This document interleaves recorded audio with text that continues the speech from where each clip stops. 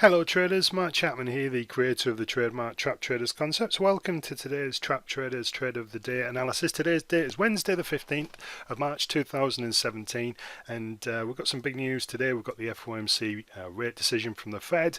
Not only that, we've got the statement with this particular rate hike. The devil is definitely going to be in the detail, and we have the press conference, not only the statement that you're going to want to read, but we have the press conference half an hour after the actual release itself, expected to be from 0.75% up to 1%.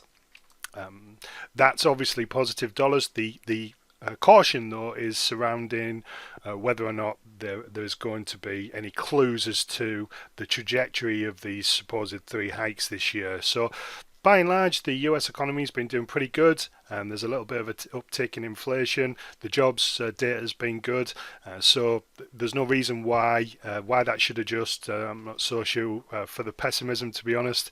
But anyway, nonetheless, that's what people are looking out for, the trajectory of these hikes, or whether or not she'll not even mention that in the speech. It's almost what she doesn't say that's going to be important, Fed Chair Yellen. So keep an eye out for that. If they do raise rates, obviously to 1%, ultimately, fundamentally, you want to be buying US dollars because of that. But looking at the charts, what's quite good is that there's some dollar weakness around this morning, so that's going to actually feed into the idea that we might see some traps later on as the hike occurs, all things being well. And that's in this particular example, the euro dollar. There's a potential for a trap occurring up in here. Now at the moment you've got to pull back into a 50% fib. You've got that level that's been support, resistance, breaks, becomes support. People are buying off that level now, so this is the hard right edge, right? And this is what traps them. That gives that optical illusion that what they think should occur based on that historical analysis is actually starting to work. So this is the trap in process, if you will.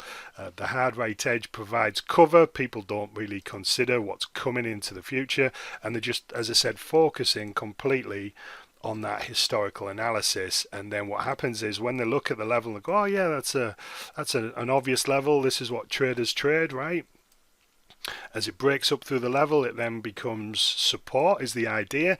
But perhaps they aren't just going to pull the trigger. They're going to want to see some type of confirming price action, and lo and behold, they're getting that currently in abundance. Now, this is obviously quite early on in the day, so this is going to have to continue higher for a little while to turn into a trap off the FOMC. Something like that is probably likely, and we want to be selling euros anyway. We've got the Dutch elections, and we've also if the Fed hike today, it's just net the trade you want to look to take. So if we can get some type of trap occurring, but you're going to have to be a little bit careful, because if you just trade the announcement itself, you might get caught in the press conference half an hour after. So it's going to be probably a little bit safer for you to let the number come out, go, okay, yeah, that's an increase, that's positive dollars, but let's see what the sentiment from the if there's any clues from the press conference.